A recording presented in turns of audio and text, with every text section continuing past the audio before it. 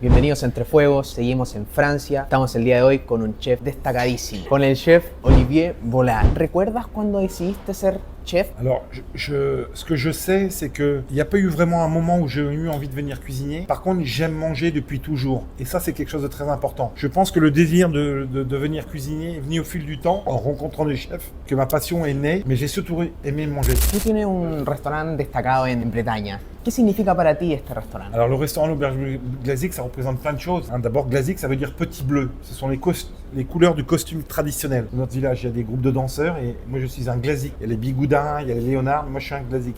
C'est les couleurs du costume traditionnel. Ça représente beaucoup de choses parce que l'Auberge des Glazik, c'est là où mon arrière-grand-père, en 1870, a ouvert une maréchalerie où on ferrait les chevaux. Et après, dans les années au XXe siècle, au XIXe siècle et au XXe siècle, ça a commencé à devenir une auberge. Et après, moi, je suis arrivé. Donc, c'est là où je suis né. J'ai vu ma grand-mère faire à manger, ma mère faire à manger. Et moi, je suis dans la lignée. J'ai fait mon tour de France et je suis revenu à la maison familiale pour faire à manger et en faire une grande table. Eres destacado en Bretaña. ¿Qué significa para ti representar esta región?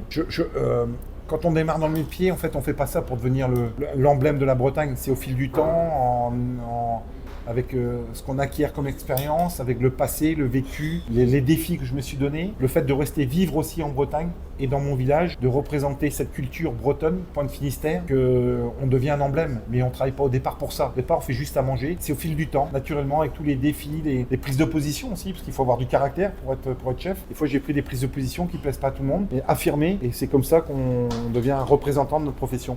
La cuisine de Bretagne. ¿Cuál ha sido tu referente a lo largo de toda tu carrera? Si d'abord j'ai fait de la cuisine, c'est parce que c'est ma maman qui m'a donné la culture du goût et du produit. Et ça, c'est avant tout les chefs. Ça pouvait être un bon lait chaud, ça pouvait être un blanc de volaille, quelques peties pommes de terre au beurre salé. On m'a toujours donné la culture du goût, mais m'a surtout toujours très bien nourri. Ça, c'est le plus important. Quand on est jeune, il faut que les parents apprennent aux enfants à manger des bons produits. Je parle pas de produits chers et onéreux, je parle des bons produits. Et à partir de là, après, j'avais un mentor chez qui j'ai envie de travailler. Il s'appelle Joël Robuchon, qui était pour moi le plus grand cuisinier du monde à une époque. J'ai eu la chance de rentrer dans sa brigade.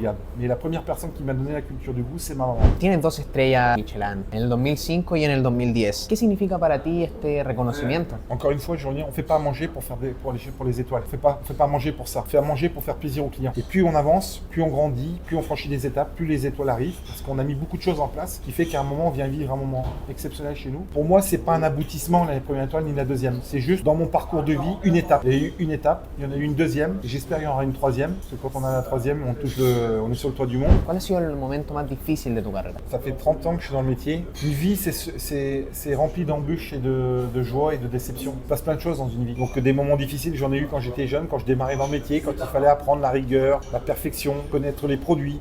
Quand j'ai démarré chez moi, j'ai démarré tout seul. Aujourd'hui, on démarre dans des cuisines où il y a toujours